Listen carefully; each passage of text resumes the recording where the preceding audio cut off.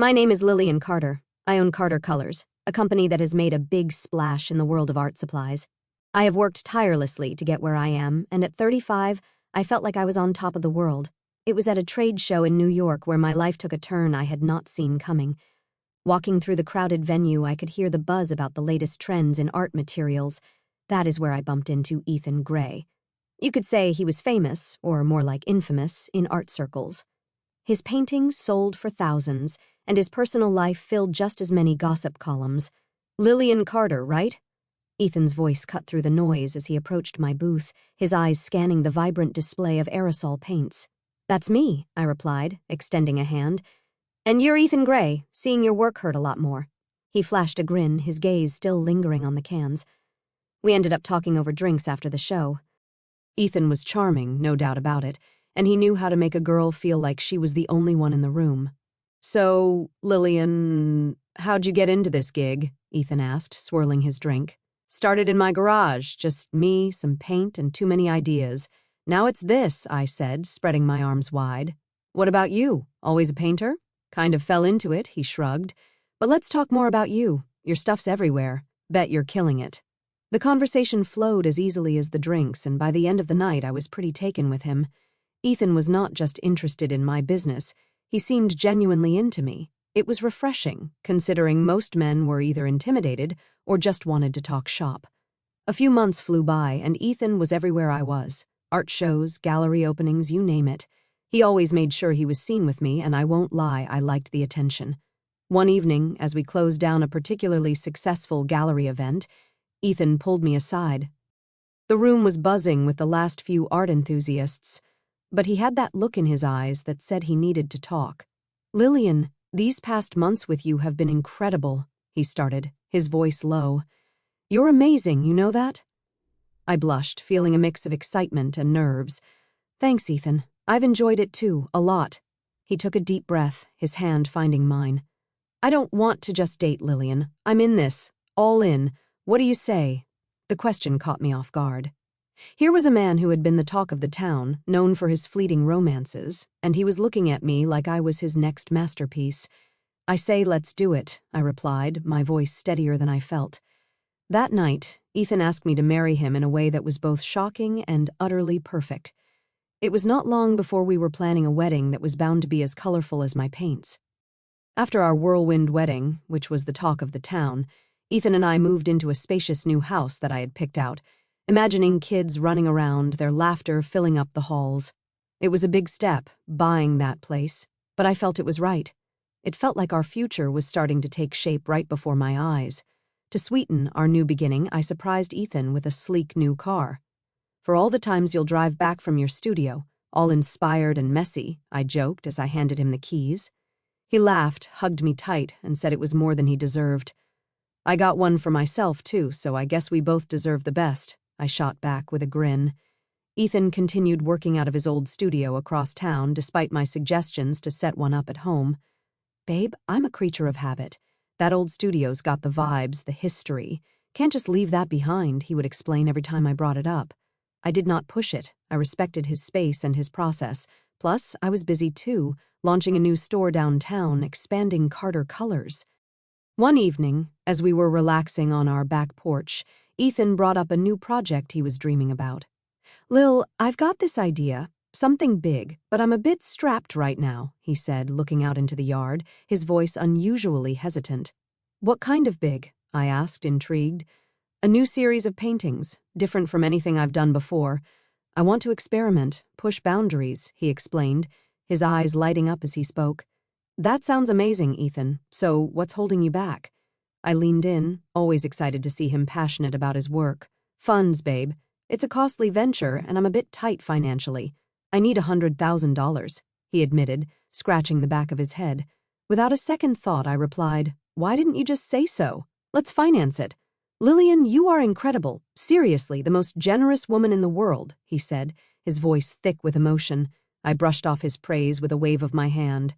Stop it. Just go make those masterpieces. The money went into his account, and soon after, Ethan's project kicked off. We would go to his exhibitions together, and it was hard not to feel proud as I watched him talk about his art, the crowds hanging on his every word. I felt like we were a power couple, making our marks in our respective fields. One night, after an especially successful opening, we celebrated over dinner. You see, Lil, this is all because of you. You inspire me, Ethan said, reaching across the table to squeeze my hand. No, it's all you, babe. I just provided the canvas. You're the one making the magic happen, I replied, squeezing back. But seriously, I don't know what I'd do without you, he continued, his gaze intense. Let's not find out, okay? I joked, trying to keep the mood light as we clinked glasses. I felt like everything was falling into place. The night of Ethan's birthday was supposed to be perfect. I had everything planned down to the last detail, dinner at one of the city's most exclusive restaurants, followed by a helicopter ride over the glittering skyline. I wore my favorite red dress, the one Ethan said made me look like $1,000,000. I arrived early, a bundle of nerves and excitement. The maitre d' showed me to our table, a secluded spot with a view of the city lights. I ordered a glass of wine and waited, my heart pounding with anticipation. Half an hour late, Ethan finally walked in, but not alone. My heart sank as I saw him enter with a young woman on his arm, laughing at something he had said. My stomach churned as they approached the table. Lillian, I need to talk to you, Ethan said, his voice serious all of a sudden. I looked from him to the woman, my eyes wide. This better be good, Ethan. Who's this? This is Lana, he introduced her, and she gave me a small, almost mocking wave. Look, Lillian, I'll be straight with you. I've fallen for Lana. We're in love, and I'm going to marry her. His words hit like a punch to the gut.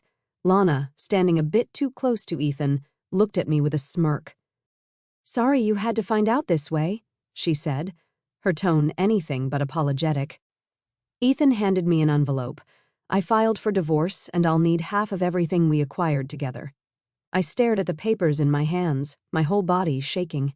I felt numb, unable to fully grasp the betrayal. The love and life I thought we were building crumbled before my eyes. As they turned to leave, Lana glanced back and waved at me with a malicious smile. The sight of it filled me with a cold rage, but I just sat there, silent, watching them walk away. After they left, I downed my wine in one gulp and dialed Laura, my best friend. She picked up on the first ring. Laura, it's me. Can I come over? It's Ethan. He's leaving me for another woman. Oh, Lil, I'm so sorry. Come right over, honey. We'll figure this out. I left the restaurant and headed straight to Laura's. The drive over was a blur, my mind racing and heart breaking. When I arrived, Laura was waiting at the door, her face full of concern. Inside, we sat on the couch, and I poured out the whole sordid story. Laura listened, her face growing angrier by the minute. He wants what? Half of everything? That no-good two-timing? Laura's outrage mirrored my own. Yeah, the house, the cars, even the new store, I said, my voice hollow. I bought all that, thinking we were building a future. We need to fight back, Lillian. This is outright theft, Laura said. Let's find someone who can dig up dirt on him. If he's been planning this, who knows what else he's hiding. That night, I slept at Laura's place, my dreams a chaotic swirl of betrayal and whispered plans of revenge. The fight was just beginning, and I was ready to claim what was rightfully mine. The next morning, we were running on adrenaline and caffeine, ready to set our plan into motion.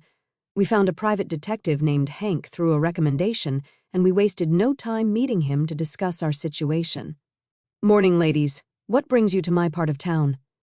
Hank asked, his office cluttered with files and old coffee cups.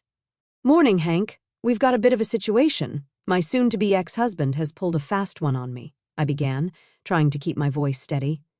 Laura jumped in, her voice firm. We need dirt, Hank, the kind that sticks. This guy's been playing my friend here for a fool, and we're not about to let him get away with it. Got it. Names, places, any details you've got. I'll start digging, Hank said, his fingers flying over his keyboard as we provided him with everything he needed. Over the next week, Laura and I were on edge, waiting for any news. Finally, Hank called us back to his office with a grim look on his face. Found more than I bargained for, he said, handing us a thick file. Your guy's been seeing this mistress of his for months. Fancy trips, expensive gifts, and yeah, that new apartment on the coast. It's in his name, bought with your money. The betrayal stung anew, but now it was mixed with a fiery anger.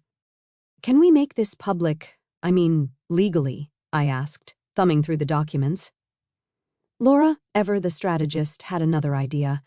Wait, my cousin's a producer for that morning talk show, Daybreak Delights. What if Lillian goes public there? A live tell-all. Perfect. Let's burn his little castle down with the truth, I agreed, feeling a surge of empowerment. We arranged for me to appear on the show. The night before, I was a bundle of nerves, but Laura stayed on the phone with me, rehearsing what I would say. The morning of the show, I sat across from the host, a sympathetic woman named Marcy.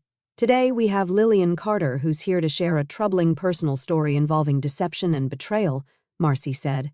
Taking a deep breath, I looked into the camera. Thank you, Marcy. Yes, I'm here because I believe in standing up against deceit. My husband, whom I trusted with my heart and my finances, has been living a double life. With my money, he funded his affairs and lied about his business ventures. The host interjected, "And you have proof of these claims?" I nodded, passing over the documents Hank had compiled. Receipts, bank statements, even property deeds, all funded through the money I gave him, believing in his integrity. The response was immediate. Viewers began commenting, the phone started ringing, and by the end of the day I had messages from several of Ethan's ex-wives. They shared similar stories of deception and theft. Bolstered by public support, I filed a lawsuit against Ethan for fraud. The case quickly became a local sensation, with more people coming forward with their own encounters with Ethan's duplicity. After the initial bombshell on Daybreak Delights, the story of Ethan's deceit spread like wildfire.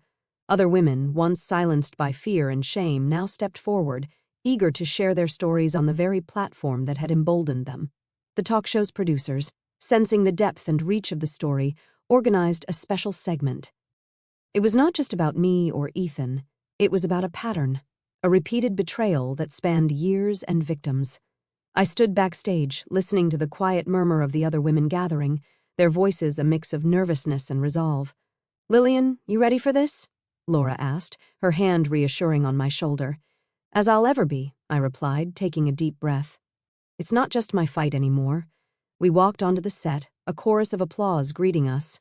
Marcy, the host, welcomed each of us with a warmth that eased some of the tension from our shoulders. "Ladies, thank you for being here today," Marcy started, her voice serious, her eyes sweeping across the group. "What you're doing is incredibly brave. Lillian, can you introduce us to these courageous women?" With a nod, I turned slightly to address the audience, both in the studio and beyond the cameras. These women, like me, were charmed by a man we thought we knew. But behind the love and promises were lies that cost us more than just broken hearts. They cost us our trust, our security. One by one, the women shared their tales. The pattern was starkly similar: whirlwind romances, quick commitments, and then the slow, painful realization of being used. "He told me he needed money for a new gallery," one woman said, her voice faltering. "I sold my late mother's jewelry to help him, and then he vanished." Another spoke up, her anger palpable. "He said he was investing in our future, but he was funding his lavish trips with his mistresses. The trial that followed was a media spectacle." Ethan, with his slick lawyers and smoother talk, tried to paint himself as the misunderstood artist, but the evidence was overwhelming. The judge ruled in our favor, recognizing the systematic deception Ethan had woven into our lives. "The court finds the defendant guilty of fraud and orders restitution to the victims," the judge declared, her gavel a satisfying sound in the heavy silence that followed. However, the aftermath was as surprising as the ordeal itself. Ethan's notoriety, rather than crippling his career, seemed to enhance it. His art, now more infamous than ever, skyrocketed in value. The scandal, it seemed, was a perverse sort of publicity. Months after the trial, Ethan's voice unexpectedly filled my living room, his laughter ringing through the phone in a call I never expected to receive. "Lillian, darling, I must thank you," he sneered, his voice oozing false sweetness. "What are you talking about, Ethan?" I replied, my grip tightening around the phone. "Oh, come now. Thanks to your little stunt, my paintings are selling at triple the price. Scandal really does wonders for the art world," he boasted, arrogance dripping from every word. "And to top it off," he continued, the smirk practically audible, "I've married again. A young, beautiful thing, far superior to you in every way." His words were meant to wound, and they did, momentarily, but as he laughed and hung up, a fire built inside me. Hank called at a time when I was considering new ways to get back at Ethan. "Lillian, you're going to want to sit down for this." Hank's voice was thick with urgency. "What's up, Hank? What did you find now?" My heart skipped a beat, wondering what bombshell was left to drop. "It's big, Lil," I mean, career-ending big for Ethan. Meet me as soon as you can, he said. I agreed, curiosity and a twinge of that old, familiar rage stirring in my belly. At Hank's office, the evidence laid out was undeniable, shocking, even to me, seasoned by now in Ethan's capacity for deceit. But this was different. This was massive. Armed with the new information, I could not just walk away. Not when justice was screaming to be served one final time. The opportunity came sooner than expected. Ethan was being celebrated at a high-profile art exhibition. Politicians, business moguls, the who's who of society would be there, and so, I decided, would I, with a +1 whose identity would shake the very foundations of Ethan's pretentious little empire. The night of the exhibition, I was a bundle of nerves and resolve. Beside me was Alex, a shy young artist with brilliant talent and a significant role in the night's unfolding drama. As we entered, Ethan, ever the charmer, was surrounded by admirers, his new wife, Lana, glittering beside him. Ethan's eyes narrowed the moment he saw me, his smile faltering as he noticed Alex. His discomfort was palpable, and he looked like he had seen a ghost. As the speeches began, I felt every heartbeat, every tick of the clock, acutely. When it came time for Ethan to speak about his original works, I knew it was showtime. "Excuse me, can I have a moment?" I stepped forward, microphone in hand, my voice steady. The room fell silent, all eyes on me. "Thank you," I began, smiling sweetly at the confused faces around me. "I know you're all here to honor Ethan, but I want to introduce you to someone very special. Alex, come up here." Alex joined me, his nervousness clear but his resolve strong. I nodded at him, and he began the slideshow he had prepared. The first slide displayed a familiar painting, one Ethan claimed as his own. "Lovely, isn't it?" I continued. Slide after slide showed beautiful artworks, all created by Alex here, not by Ethan. The revelation that Ethan Gray had no original talent and had been passing off someone else's art as his own hit the crowd like a tidal wave. The grand hall, once filled with the murmur of admiration, was now abuzz with shock and indignation. Alex stood beside me, his presence calm yet powerful against the storm of reactions. "I was hired by Ethan years ago." Alex's voice echoed in the now hushed room to catch every word. "He promised exposure and mentorship, but all I got was a corner in a studio and secrecy while he sold my work as his own for huge profits." The guests, many of whom were prominent figures in the art world, looked at Ethan with a mix of disbelief and disdain. His shoulders slumped, his usual charm dissipated into the air, leaving behind the shell of a man exposed by his own greed and deceit. One furious collector stood up, his voice booming across the room. "You sold me a lie! I demand a refund, Ethan. How could you?" His outcry was a catalyst. More voices rose in agreement, demanding justice for the deception they had unknowingly supported. Lana, who had been standing by him in what she assumed was her moment of social ascent, now recoiled as if struck. "I didn't sign up to marry a fraud," she yelled, her voice shrill. "We're done, Ethan!" She stormed out, her exit as dramatic as the scandal unfolding. Reporters, quick to sense the magnitude of the scandal, began furiously taking notes, their cameras flashing. The air was electric, charged with the thrill of downfall and the drama of truth unveiled. Seeing an opportunity not just for vengeance but for rightful recognition, I stepped forward once more, seizing the moment to turn the tide. "Ladies and gentlemen," I began, my voice clear and commanding over the noise, "tonight has been a revelation, not just of deceit but of true talent. This young man, Alex Mercer, is the real artist behind the paintings you've admired tonight. As his agent, I'm proud to present his genuine work, not just for sale but for the recognition he rightfully deserves. We welcome galleries, collectors, and art lovers to support true talent shadowed by deceit." The shift in the room was palpable. Curiosity replaced shock, and several gallery owners and art dealers approached us, their expressions, one of intrigue and respect. "Mr. Mercer, could we discuss potential exhibitions?" one gallery owner asked, her tone eager and genuine. "Absolutely," I replied, smiling at Alex, who was finally receiving the recognition he deserved. As the crowd began to buzz with positive murmurs and discussions of potential deals, I looked over at Ethan, now a bystander in his own downfall. His empire, built on lies and exploitation, had crumbled. Years have flown by since that explosive night at the exhibition. Life, it seemed, had settled into a rhythm more beautiful and fulfilling than I ever could have imagined. Alex and I, now not just partners in business but in life, had woven our paths together. The morning light filtered through our bedroom window, casting playful shadows on the wall. Alex, already awake, was sketching by the window, his fingers moving deftly over the paper. Our little boy, Max, was already sitting at the table, munching on his breakfast. "Mommy, look!" Max held up his crayon masterpiece, colors sprawling across the page in wild abandon. "That's amazing, buddy. You're going to be just like Alex," I said, ruffling his hair. Alex joined us, placing a kiss on my head and then on Max's. "He's got your creativity, Lillian. We might have a little artist on our hands." Life had indeed been kind, but it was not just our family flourishing. Alex's career as an artist had skyrocketed, his genuine talent now recognized and celebrated far and wide. And me, stepping into the role of his agent, I found a passion for advocating and nurturing real talent, something that gave me a deep sense of fulfillment.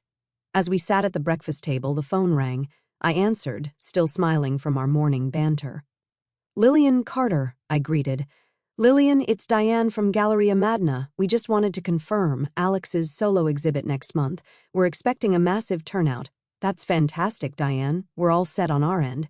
"Alex has some incredible pieces ready to go," I replied, my heart swelling with pride. After the call, I looked over at Alex, who was now helping Max with his crayon choices. "Another packed house expected, Mr. Mercer. Seems you're the man of the hour yet again." Alex chuckled, wrapping an arm around me. "Only because I have an amazing agent and the best family a guy could ask for."